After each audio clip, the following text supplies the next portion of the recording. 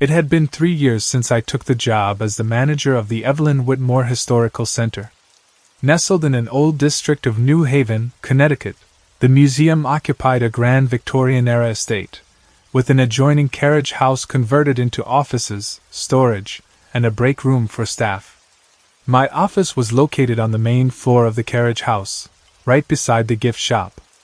Most of my time was spent overseeing operations, assisting visitors, and managing the small team of guides responsible for tours through the estate. That particular winter day had been long and uneventful. A relentless mix of rain and sleet had kept visitors away, leaving the museum eerily quiet. By late afternoon, the icy winds had turned the streets into a ghost town. At 4:45 p.m., I sent the 2 guides, Aaron and David, to begin closing up the main estate while I remained in the carriage house, wrapping up some paperwork at the front desk. I had the whole space to myself. The silence was thick, pressing against the wooden walls of the old structure. I enjoyed the rare quiet, the occasional creak of old beams settling into the night. But then, without warning, a sudden, deliberate sound broke through the hush. Heavy stomping thundered from the floor above me. I froze. The guide break room was directly above my office, and someone big was moving around up there, their steps heavy and deliberate. Furniture scraped against the floor as if someone was shoving it around. Objects thudded dully. I sat still, listening. At first, my mind grasped for logical explanations. Maybe one of the guides had come back early and was moving things around. But no, that didn't make sense. Aaron and David were still in the main house, locking up. The only 2 staircases leading up to the second floor were accounted for. One was visible from where I sat, and the other, an old service staircase, was always locked. No one should be up there. Yet the noises persisted. A strange, frantic energy filled the air, like someone rifling through drawers in search of something important. My fingers hovered over my desk phone. We had an intercom system connecting my desk to the break room upstairs.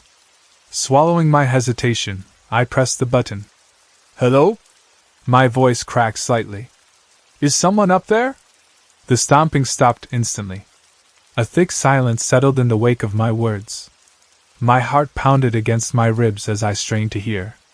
Then, through the two-way speaker, I picked up the unmistakable sound of breathing, heavy, uneven breaths, almost like panting. It was not the wind. It was not the old house settling. Someone, or something, was up there. I reached for my radio, my hands shaking. I called security. "This is Julia at the carriage house. I need someone to check the second floor. There's something up there." "Copy that, Julia. Sit tight. I'm on my way." I gripped the radio, staring at the ceiling. The footsteps resumed, but now they were slower, more deliberate. Whoever was up there had heard me. I imagined them standing at the break room desk, head tilted, listening. I could hear the rustling of paper, as if someone was searching through stacks of documents with a sense of growing urgency. My mind raced. If someone had somehow broken in, why would they be stomping around so aggressively? And why hadn't they taken the chance to escape when I made my presence known? The idea that this was an intruder made less and less sense. Minutes crawled by. The security officer, Rob, arrived, his heavy boots clunking against the old wooden floors. He met me at my desk, his expression unreadable. "You said upstairs?" I nodded. "Break room. Someone's been moving around up there. I heard them over the intercom." Rob exhaled sharply, adjusting his belt. "Stay here." He headed for the staircase, his flashlight cutting through the dim light. I strained to listen as he ascended. The moment he reached the top, everything fell silent. For what felt like an eternity, I heard nothing. Then, after a long pause, Rob's voice came through the radio. "Julia, there's no one up here." A cold sensation crawled down my spine. "Did you check the whole space? The storage room too?" "Everything's clear. No sign of a break-in." "But—" He trailed off. I gripped the radio tighter. "But what?" Rob reappeared at the top of the stairs, his face pale. "The break room, it's a mess. Chairs are overturned. Papers scattered all over the place. Like someone was tearing through them. I stood, my stomach knotting. That's exactly what I heard. His brow furrowed. Julia, the door was locked. I had to unlock it to get in. And there's only one key, you have it. I looked down at the set of keys attached to my belt. The reality of the situation settled over me like a thick fog. The noises I had heard weren't just my imagination. Someone, had been up there. But there was no logical way they could have left. Rob did a final sweep of the carriage house, but we both knew there was nothing to find. We locked up together, leaving the eerie silence behind. That night I barely slept. The next morning, I arrived at work early, determined to rationalize what had happened. I spoke with the guides, asking if anyone had been up there earlier in the day. They all denied it. I checked security footage, nothing out of the ordinary. No signs of anyone entering or leaving. Over the next few weeks, I became hyper-aware of every sound in that building. Sometimes, when I worked late, I swore I heard faint footsteps above me, or a chair scraping against the floor. I stopped using the intercom. I never got an answer to what happened that evening. Maybe it was some echo of the past, a fragment of history playing itself out.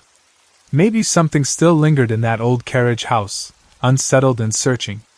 I stayed at the Evelyn Whitmore Historical Center for another year before moving on to a new job. But even now, whenever I think back to that winter night, I remember the sound of frantic footsteps above me, the rustling of paper, the breath through the intercom, and the unshakable feeling that I was not alone.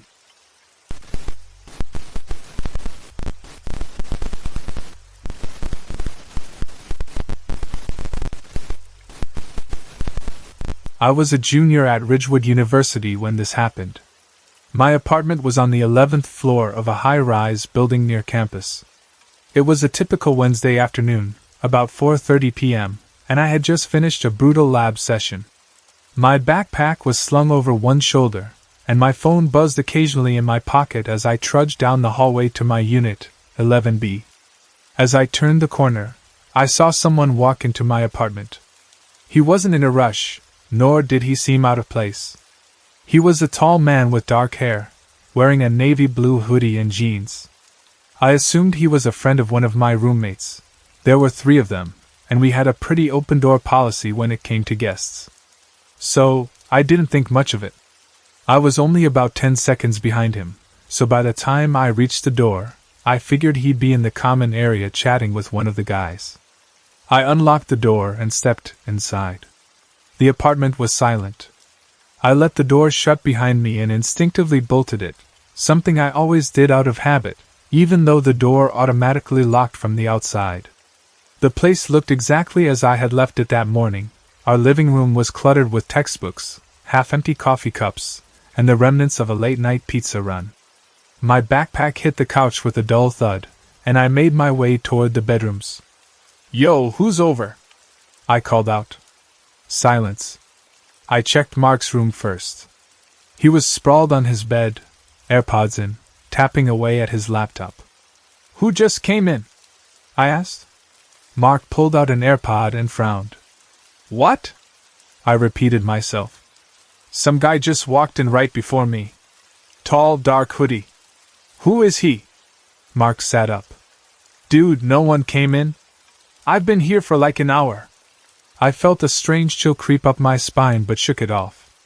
Maybe it was one of the other guy's friends. I went to Ryan's room next. He was sitting on the floor, playing a game on his console, headset on. "Ryan, you expecting someone?" I asked. He barely glanced up. "Nah. Why?" I turned to the last bedroom. Jake's door was cracked open. I pushed it fully open, expecting to see him and maybe his mystery guest. But Jake wasn't even there. His bed was made, his desk was empty. He wasn't home. Now my pulse was picking up. I went back to the living room, scanning the area. The kitchen was empty, the small laundry room door was wide open, nothing unusual. I even checked the coat closet by the front door. Empty. There was nowhere for him to go. "Guys," I said, trying to keep my voice steady. I swear to God, I saw someone walk in. Mark stood up and walked to the hallway, looking around as if expecting to find someone lurking behind a chair. Maybe he left? No, I bolted the door when I got in. He would have had to walk right past me. Ryan finally paused his game and stood up, exchanging a glance with Mark. You sure you weren't just seeing things, man? I knew what I saw. I was tired, but I wasn't hallucinating. And yet, there was no logical explanation. The only way out was through the front door, and I would have seen him leave. Our apartment didn't have a balcony, and the windows were locked from the inside. There was no way in, or out, except the way I had just come. We checked the entire place, even looking under the beds, inside the shower, and behind the couch. Nothing. No one. By now, my skin was crawling. I could still picture the guy so clearly. The way he walked in so casually, like he belonged there. Like he knew exactly where he was going. For the rest of the night, I couldn't shake the feeling of being watched. Even after the guys laughed it off and went back to their usual routines, I kept glancing over my shoulder, half expecting to see him standing in the hallway. But no one was there. That was just the beginning. Over the next few days, weird things started happening. I'd wake up to find the kitchen cabinet doors open when I knew they had been shut. Faucets would be dripping, even though no one had used them. One night, around 2 a.m., I swore I heard soft footsteps outside my bedroom door. When I opened it, the hallway was empty. Mark and Ryan were asleep in their rooms, and Jake still wasn't back from his trip. Then there were the keys. One morning, I couldn't find my apartment keys. I tore apart my room, checking my desk, my backpack, even under the bed. Frustrated, I finally gave up and grabbed my spare set. When I got home that evening, my original keys were sitting on the kitchen counter. None of my roommates had moved them. After that, I started keeping my bedroom door locked at night. The eerie feeling of being watched never really went away. Eventually, the semester ended, and we all moved out. I never told my roommates how much that incident unnerved me. But to this day, I can't explain it. I know what I saw. And whoever he was, whatever he was, he never really left.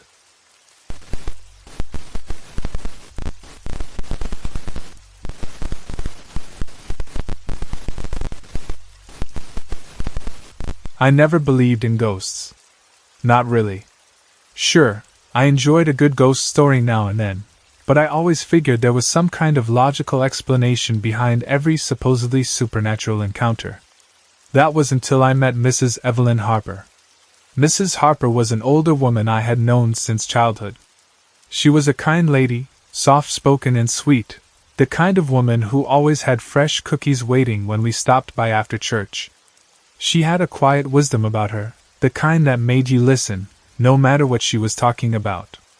And when she spoke about the house she grew up in, there was something in her voice, something that made the hairs on the back of my neck stand up. She used to say she grew up in a haunted house out in the country. I always thought she was teasing, but she never laughed when she told the stories. The strange sounds in the night, objects disappearing and turning up in places they had no reason to be. It was the kind of thing you'd expect from an old ghost story. But she swore it was real. It wasn't just me either, she'd say. My brothers and sisters, my parents, we all knew something wasn't right about that house. I loved hearing her talk about it. The way she described hearing footsteps creaking through the upstairs hallway when she was home alone. The way the rocking chair in the corner of the living room would sometimes start moving on its own, back and forth, slow and steady, as if someone, something, was sitting there, unseen. But there was one story she told me that I will never forget. Many years after she had moved away, after her parents had passed, she and her siblings decided to return to their hometown. It had been decades since they had last seen their childhood home, but nostalgia had a way of pulling them back. We just wanted to see it again, she said. For old time's sake. She and her brother James took the long drive back, winding through the country roads that had once been so familiar. The town had changed, of course, but she still recognized landmarks, old stores, a bridge they used to fish from in the summer. But when they reached the area where their house should have been, something was wrong. "We couldn't find the road," she said. At first, they thought they had simply forgotten the way. It had been years, after all. But no matter how many turns they took, how many backroads they explored, the narrow dirt path that had once led to their childhood home was gone. Confused, they drove into town and stopped at a small diner to ask for directions. The place was nearly empty, just a handful of older locals sitting at the counter, sipping coffee and talking about the weather. Mrs. Harper approached the man behind the register and asked if he knew how to get to the old Harper house. The man frowned. "Harper?" he asked. "Yes," she said. "Out past the old grain mill." The man looked at her for a long moment, then turned to one of the older men sitting at the counter. "You ever hear of a Harper house out past the mill?" The old man shook his head. "Ain't never been a house out that way." Mrs. Harper laughed nervously. "No, there was. I grew up there." The man behind the register and the old man exchanged glances. "Ma'am, there's never been a house out there." She and James left the diner feeling uneasy. It had to be a mistake. Maybe the locals just didn't remember. Maybe they were asking the wrong people. Determined to find out the truth, they decided to drive back out one more time, to the exact spot where they knew their house had stood. But when they got there, it wasn't just the road that was missing. The house was gone. Not just abandoned. Not burned down or collapsed. Gone. There was no sign that anything had ever been there. No foundation, no remains of an old chimney, no overgrown driveway leading up to where the front steps had been. There wasn't even so much as a scrap of wood, Mrs. Harper told me. It was like it had never existed. The land itself looked untouched, wild grass and trees stretching as far as the eye could see. It was as if nature had reclaimed it long ago. But that didn't make sense. Houses don't just disappear without a trace. Even if it had been torn down, there would be something left behind. A crumbling brick, a rusted nail, something. But there was nothing. "James and I just stood there," she said. "Neither of us wanted to say what we were thinking, but I knew he felt it, too. That place, it wasn't supposed to be gone." I asked her if she ever found an answer. If she ever learned what happened to her childhood home. She just shook her head. "No," she said quietly. And I stopped asking. I never forgot that story. Even now, years later, I think about it more often than I care to admit. Houses don't just disappear. They leave behind evidence, a footprint of their existence. But if Mrs. Harper was telling the truth, and I believe she was, then her home, her childhood, had been erased from history. And if a house can vanish without a trace, I have to wonder, what else can disappear, just as easily? Maybe some places aren't meant to be remembered.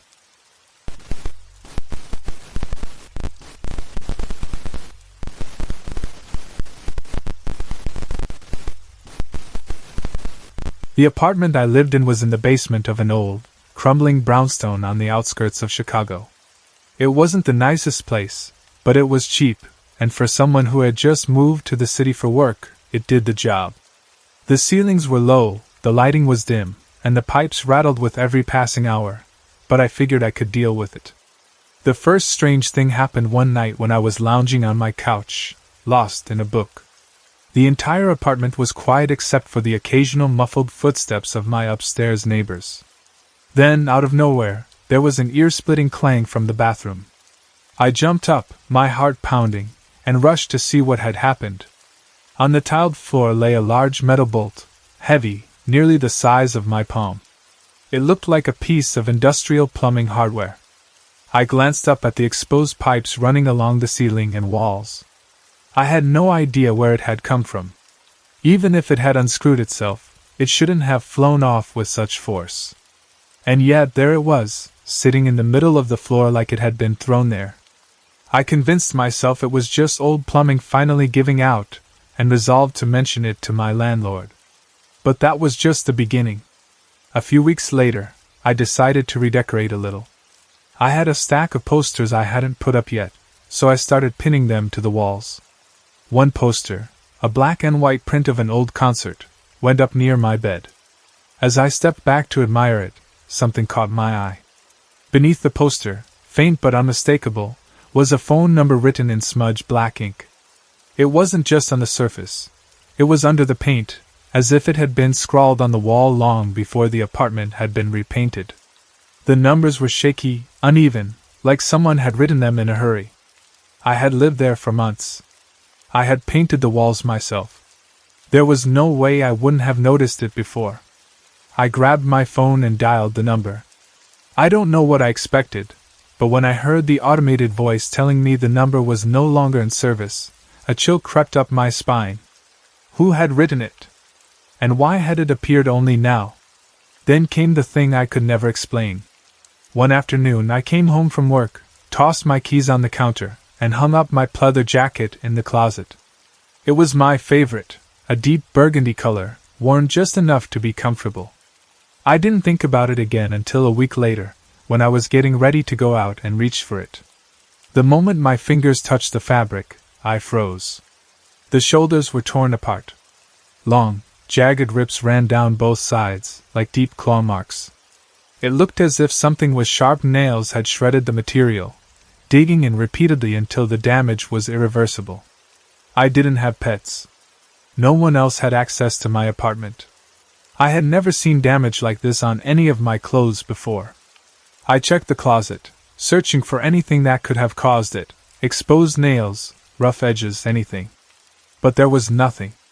It was as if the jacket had been attacked by something unseen, something that wanted to destroy it. That was the night I stopped sleeping well. I started hearing noises, soft whispering at the edges of my hearing, tapping on the walls that didn't seem to come from the neighbors. My lights would flicker at odd moments. More than once, I felt something cold brush against me in the dark. The final straw came when I woke up one night to the sound of my closet door creaking open. I had locked it. I was sure of that. I sat up, my breath caught in my throat. The room was suffocatingly quiet. The closet door, which had been firmly shut when I went to bed, was now ajar by a few inches. The darkness inside was deeper than the rest of the room, like a void stretching beyond its physical boundaries. I didn't move for what felt like hours. Then, slowly, I reached for my bedside lamp and turned it on. The moment the light filled the room, I saw it. The jacket, the one that had been ripped to shreds, was now draped across the open closet door. And right above it, scratched into the wood, was a single word. Leave. I packed my bags the next morning. I don't know what was in that apartment, what had been lurking beneath the surface of its peeling paint and rusted pipes. But whatever it was, it didn't want me there. And I wasn't about to argue.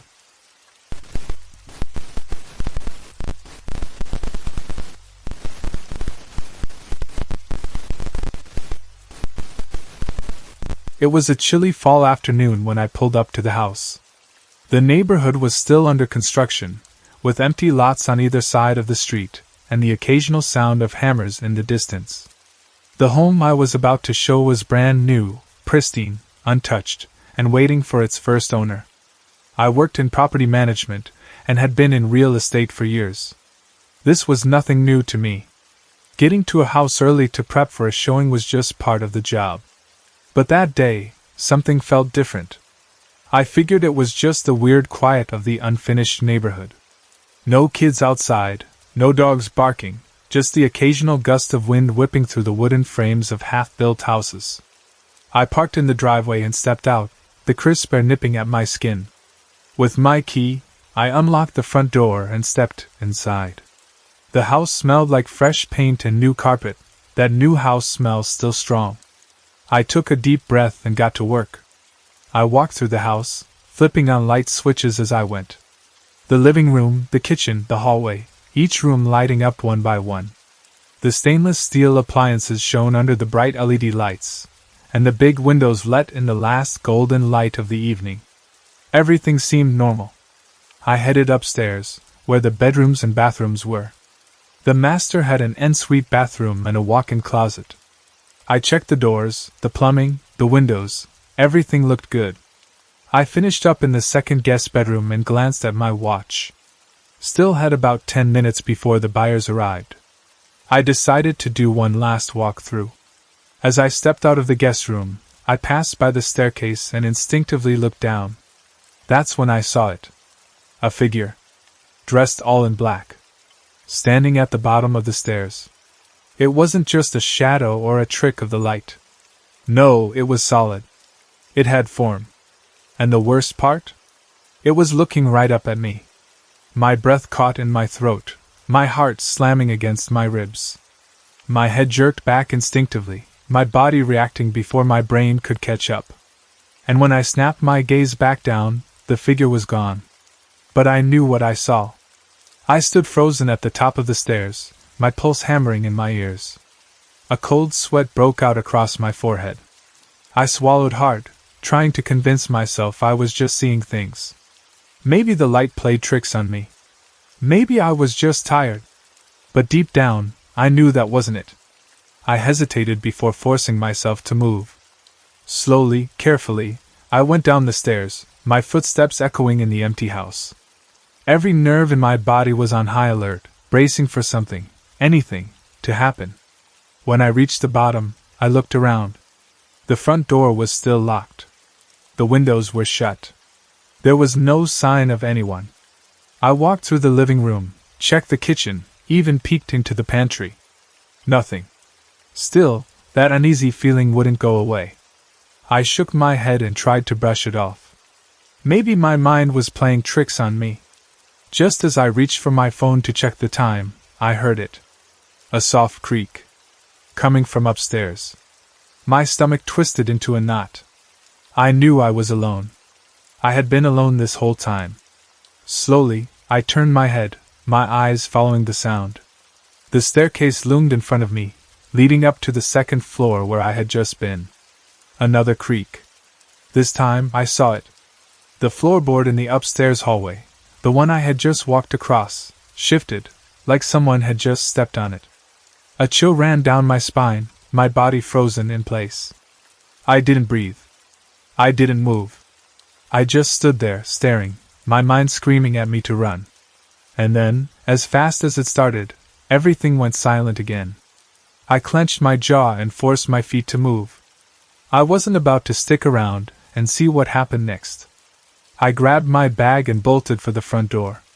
Just as my hand wrapped around the knob, I heard one last sound that made my blood run cold. A whisper. Low, hushed, barely more than a breath. Right behind me. I didn't turn around. I didn't need to. I yanked open the door and rushed outside, sucking in the cold evening air like I'd been holding my breath for hours. My hands shook as I locked the door behind me. I stood there in the driveway, staring at the house, waiting to see if someone, would show up in one of the windows. Nothing. The house just stood there, silent, like nothing had ever happened. A few minutes later, the buyers pulled up. I forced a smile and greeted them, pretending everything was fine. I walked them through the house, pointing out the high ceilings, the granite countertops, the spacious rooms. But the whole time, I felt it. A presence. Watching. Waiting. When the showing was over, I locked up and practically sprinted to my car. As I pulled out of the driveway, I took one last look in the rearview mirror. And in one of the upstairs windows, just for a second, so quick I almost doubted myself, I saw it again. That same dark figure. Standing there. Watching me leave. I never showed that house again. And to this day, I still can't explain what I saw. But I know what I saw. And I'll never forget it.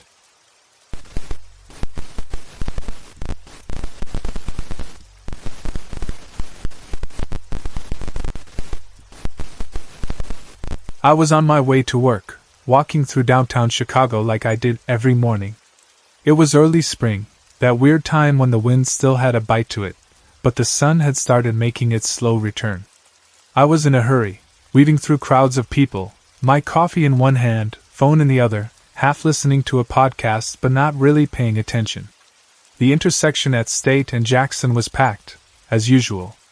Cars idled impatiently, waiting for the light to change, their engines humming like a low, angry growl beneath the sound of morning foot traffic. I stepped up to the curb and waited for the signal.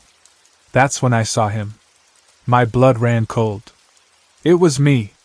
Not just some guy who kinda looked like me, not just someone with vaguely similar features. This was me. Same height, same build, same damn face.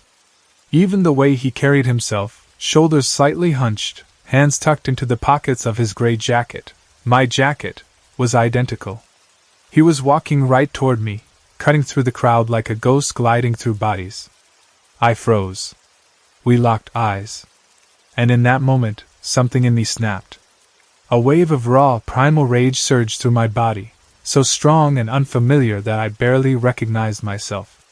My jaw clenched so tight my teeth hurt, my fingers curled into fists. Every fiber of my being screamed at me to do something. To stop him. To confront him. To make him disappear. It was an instinct deeper than thought, beyond logic, beyond reason. He kept walking, his eyes locked onto mine, mirroring the same shock, the same unsettling fury. My chest tightened as we drew closer, like the air between us had thickened, charged with something dark and unnatural. My heartbeat pounded against my ribs, a deafening rhythm in my ears. I wanted to shove him, to grab him by the collar and demand to know what the hell was happening. But then, just as fast as he'd appeared, he passed me.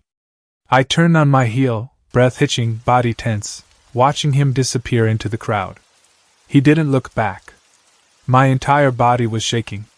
I stood there, heart slamming against my ribs, feeling like I had just come face to face with something I wasn't supposed to see.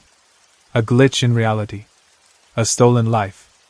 A cosmic mistake.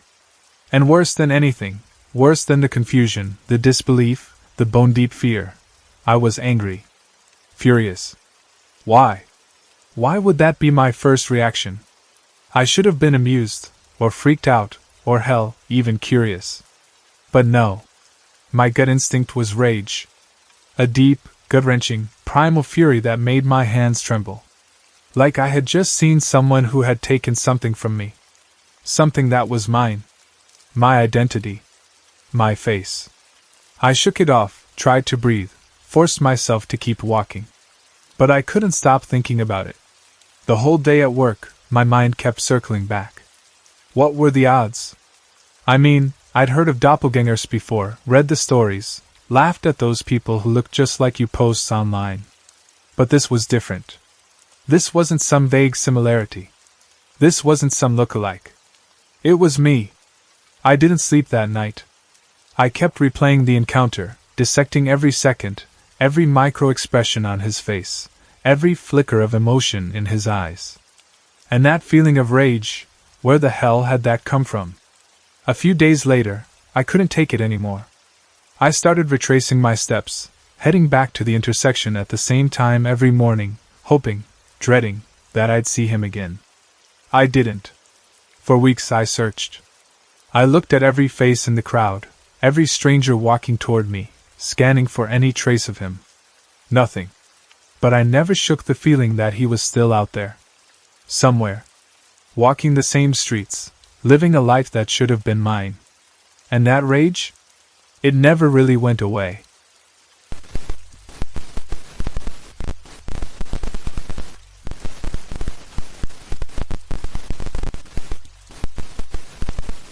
I don't talk about this night much. Not because I forgot, but because every time I think about it, my skin crawls. It was just too weird, too impossible to make sense of.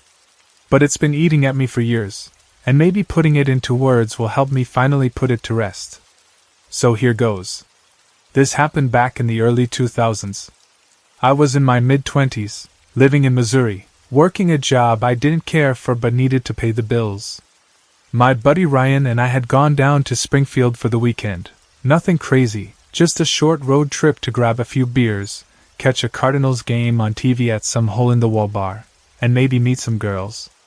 We'd done this trip a handful of times before, so we knew the route like the back of our hands. Straight shot down I-44, no weird turns, no back roads, just one long, predictable drive. That night, we left Springfield around 10. It should have taken us maybe 2.5 hours to get back home, tops. The weather was clear, The highway wasn't too busy, and we were sober, not that it should matter, but I know how these stories sound. No drugs, no alcohol, no exhaustion. Just two guys heading home after a decent weekend. Ryan was driving. I was in the passenger seat, half dozing but still awake enough to make conversation. We were somewhere near Rolla when I noticed something odd. The road didn't feel right. You ever drive a road so many times that your body just knows the rhythm of it? That's how I felt about I-44. I could tell you where the rough patches were, where the big green mile markers stood, where the exits led. But suddenly, none of it looked familiar. "Hey man," I said, sitting up straighter. "Where are we?" Ryan frowned but kept his eyes on the road. "On I-44, he said like I was an idiot. "No, seriously. This don't look right." We both started looking around, really looking. The overhead highway lights were gone. No big green signs, no exit ramps. Just two lanes stretching ahead into the dark, flanked by trees on either side. The only lights came from our headlights, and the occasional reflector post along the shoulder. I checked my phone. No signal. "Did we take a wrong exit?" I asked, even though I knew we hadn't. Ryan shook his head. "No way. I never left the interstate. No turns, no exits. Just kept going straight." The thing was, the road didn't feel like an interstate anymore. It was smaller, rougher. It felt rural. Like one of those old highways people used before the interstates were built. Ryan slowed the car. "Dude, I don't like this." Neither did I. My gut was twisting into knots, and a weird pressure built up in my ears, like we'd changed elevation. But that didn't make sense either. We hadn't gone up or down any hills. "Pull over," I said. "Let me check the GPS." Ryan pulled onto the shoulder. I tried Google Maps. The blue dot that was supposed to show our location. It was just spinning. Searching. No data. Ryan pulled his own phone out. Same thing. We sat there in silence for a few seconds. The car engine hummed, the trees rustled in the breeze, and somewhere in the distance, I heard what sounded like a single, shrill whistle. But no cars passed us. No highway noise. Just silence, like we were the only people left in the world. Ryan exhaled sharply. "Screw this. I'm turning around." He pulled a U-turn and started heading back the way we'd come. Or at least, that's what we thought we were doing. But after 5 minutes of driving, we saw something that made my stomach drop. A mile marker. One I'd never seen before.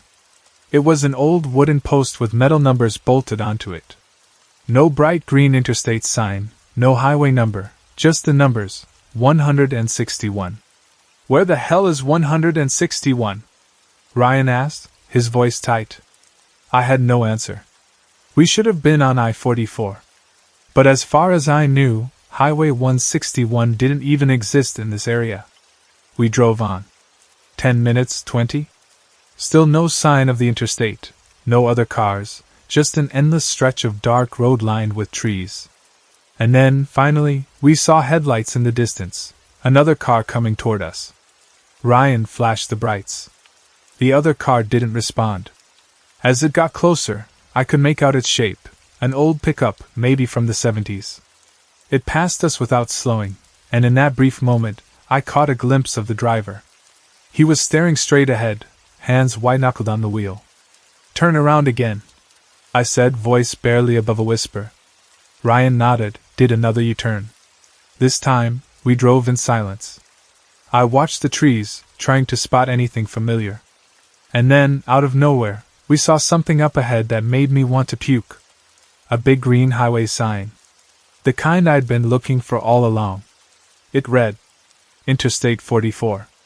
Exit 176, Rolla. I checked the time. It was almost 3:30 in the morning. "What the hell?" Ryan muttered. "That's an hour later than it should be," I finished. We got back onto the interstate, and this time, everything looked normal. Cars passed us. The highway signs made sense. And within 45 minutes, we were pulling into my driveway.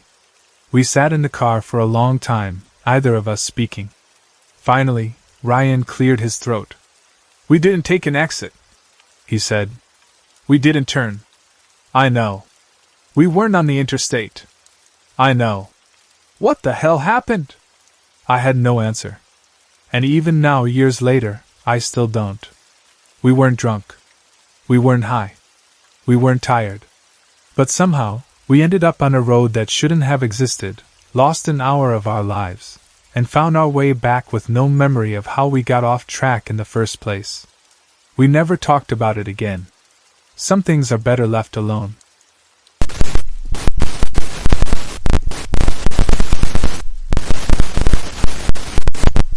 Had this dream once.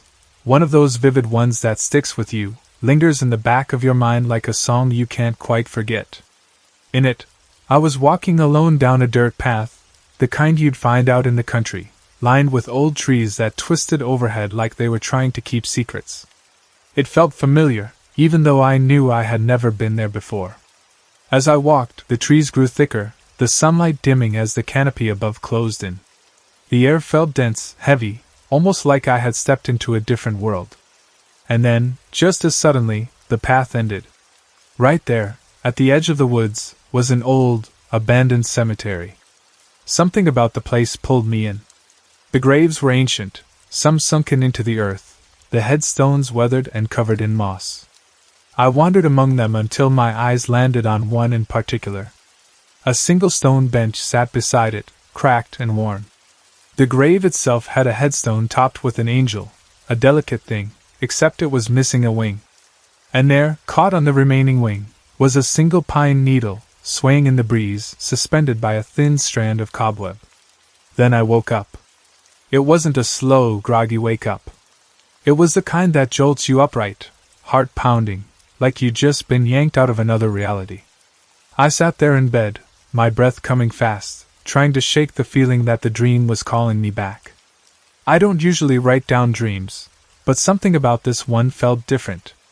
So I grabbed a notebook from my nightstand and scribbled down everything I could remember: the dirt path, the trees, the cemetery, the angel missing a wing, the bench, and that pine needle. Then I forgot about it. Years passed. Life went on. And eventually, I found myself house hunting with my girlfriend, Emily. We weren't looking for anything fancy, just a solid place to settle into. We must have toured a dozen houses before we found this one, a charming old place with a big backyard and woods behind it. When we pulled up, it had this quiet, almost sleepy feel to it. I liked it right away. The realtor called as we parked. She was running late and told us to go ahead and take a look around. So, with time to kill, Emily and I wandered to the backyard. It was overgrown, but in a way that gave it character, like nature was slowly reclaiming it. Past the tall grass, I noticed a narrow dirt path leading toward the woods. "Let's check it out," I said. Emily shrugged. "Why not?" As we walked, I felt the sun warm on my face, the breeze rustling through the leaves. And then, something hit me, hard. A rush of familiarity so strong it made me stop in my tracks. I knew this place. Not just in a general way, not like a half-remembered childhood memory. I knew it in my bones. My stomach tightened as my eyes followed the path ahead, toward the darkened tree-line. A sick kind of anticipation settled in my chest. I didn't want to believe it, but I already knew what was coming. "Something wrong?" Emily asked. I swallowed. "I think I've been here before." "You mean when you were a kid?" "No," I said slowly, heart pounding. "I mean in a dream." She gave me a look, the kind you give someone when they've said something a little off, but she didn't press. Instead, we kept walking, the trees closing in around us, the world growing quieter. Then we reached the end of the path. The abandoned cemetery stretched out before us, just like in my dream. The graves were old, sunken, their headstones cracked and leaning. A hush settled over everything, the air still and heavy, like the place was holding its breath. I barely heard Emily ask me if I was okay. I was already moving forward, my feet pulling me toward one grave in particular. And there it was. The stone bench, just as cracked and weathered as I remembered. The headstone, the angel missing a wing. My chest felt tight, my mind screaming that this wasn't possible, that this couldn't be real. But the final blow, the thing that sent ice rushing through my veins, was the pine needle. It hung there, caught on the angel's single wing, swaying gently in the breeze, held in place by a delicate thread of cobweb. Emily must have seen my face because she grabbed my arm. "Okay, what the hell is going on?" I turned to her, my voice shaking. "I dreamed about this place. Years ago. I wrote it all down, the missing wing, the bench, even that damn pine needle." She let out a nervous laugh. "You're messing with me. I swear I'm not." I reached into my pocket, hands trembling, and pulled out my phone. "I can prove it." Back at my house, I dug through an old box until I found it, my notebook, yellowed with age, but still holding the words I had written down all those years ago. I handed it to Emily, watching as her eyes scanned the page. I could tell the moment she reached the part about the cemetery. The color drained from her face, her breath hitching as she read my description, word for word. She dropped the notebook on the table like it had burned her. "Jesus Christ," she whispered. "How the hell?" I had no answer. I just stared at her, waiting for her to tell me it was a coincidence, that I must have seen this place before in real life without realizing it. But she didn't. She just shook her head and said, "I don't want to talk about this ever again." And she didn't. No matter how many times I brought it up, she'd shut it down, refused to say a word about it. That was 20 years ago, and she still won't speak about that day. But I remember. And no matter how much time passes, no matter how much I try to push it to the back of my mind, that dream, no, that memory, haunts me. I still don't know what it meant or why it happened. But I know one thing for sure. Somewhere, somehow, I had been there before.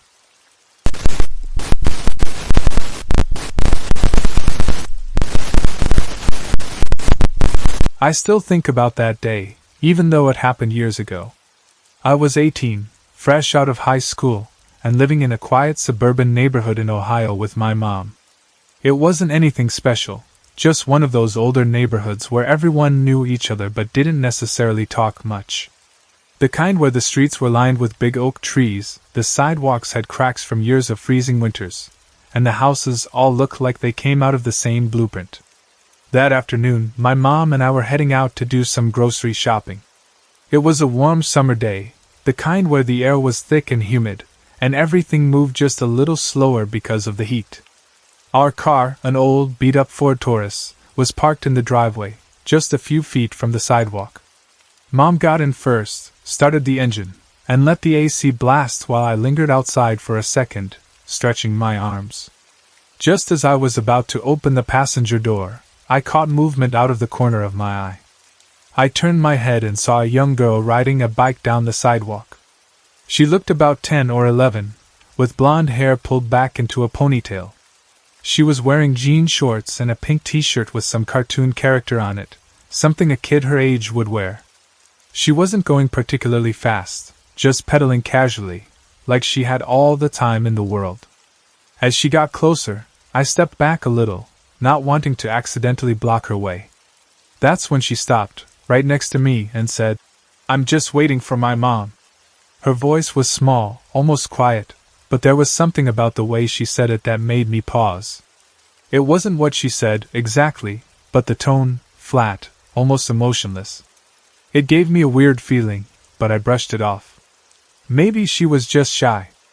I glanced up the sidewalk, and sure enough, there was a woman walking toward us from a distance. She was wearing a long-sleeved shirt and jeans, despite the heat. Her hair was dark, almost black, and she had sunglasses on.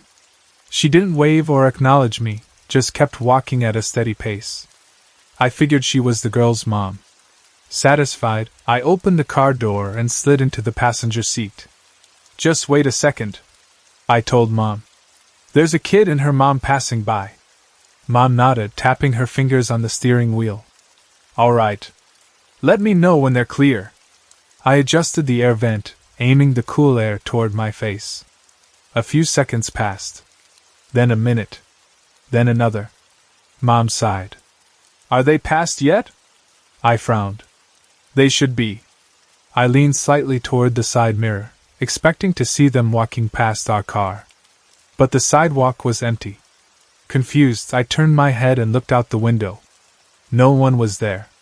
The girl, the woman, they were both gone. My stomach did a weird little flip. I felt this sudden, creeping unease spread through me, like I had just stepped into a cold room. I opened the car door and got out, scanning up and down the sidewalk. Nothing. The road was clear, the other houses sat quiet, their driveways empty. I looked further down, toward the nearest intersection. It was at least 50 yards away, too far for them to have reached in that short amount of time, unless they had started running. But I never heard any footsteps, no sound of hurried movement. Just silence. I turned back toward the house, my pulse quickening. Where the hell did they go? I muttered. Mom raised an eyebrow. What do you mean? I walked to the edge of the driveway, my sneakers scuffing against the pavement. I peered around the nearest hedges, expecting maybe they had ducked into someone's yard, but there was nothing. Just the quiet hum of cicadas in the trees. They're gone, I said, more to myself than to Mom. Mom leaned forward, squinting past the windshield. What do you mean, gone? I mean they just disappeared. I felt stupid saying it out loud, like I was overreacting, but the more I thought about it, the weirder it got. There were no side streets, no driveways they could have turned into without me noticing. Even if they had sprinted, they wouldn't have made it out of sight that quickly. Mom sighed, rubbing her temple. Maybe they went into a house. I shook my head. They didn't. I would have seen them. We sat in silence for a moment. The uneasy feeling settled deeper in my stomach, like a weight pressing down. I didn't like this. It didn't make sense. Finally, Mom shrugged and put the car into reverse. Well, if they're gone, they're gone. I hesitated before getting back into the car, my eyes still scanning the road, half expecting them to suddenly reappear. But they didn't. The whole drive to the store, I couldn't shake the feeling that something wasn't right. It gnawed at me, an itch in the back of my brain. Who were they? Where did they go? How did they just vanish? When we got home later that evening, I checked the sidewalk again, almost expecting some kind of clue to be there. Maybe a dropped toy, a bike left behind, anything. But the street was as it always was. Normal. Ordinary. I never saw the girl or her mother again. Not once. Not in the neighborhood, not at the store, nowhere. I even asked around, describing them to a few of our neighbors, but no one seemed to know who I was talking about. It was like they never existed. But I know what I saw. And to this day, I can't explain it.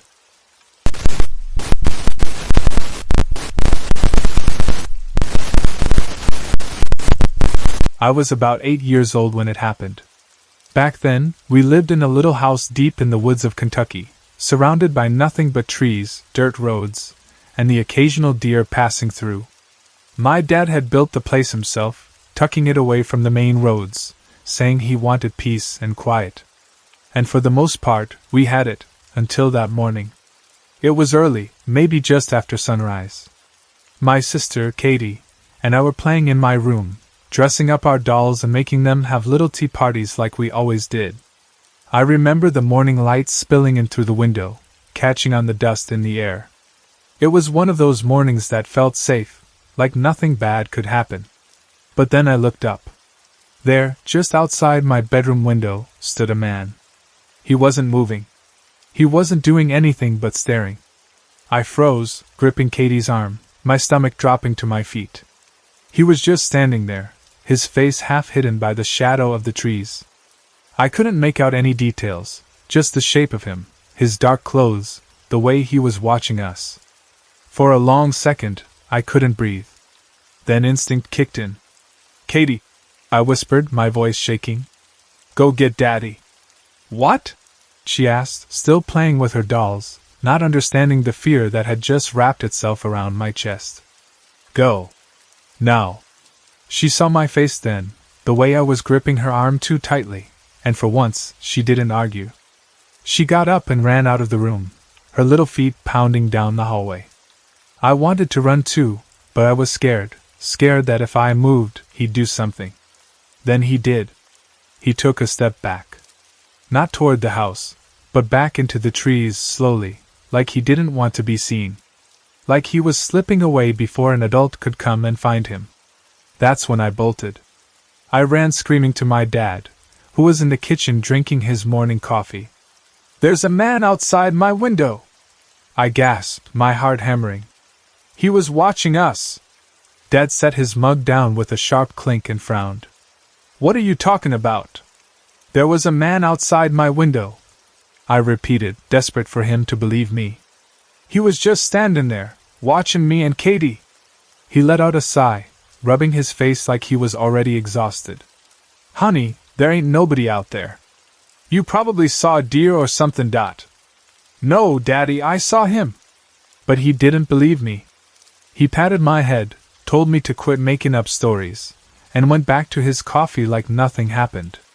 I stood there, shaking, feeling helpless. I knew what I saw.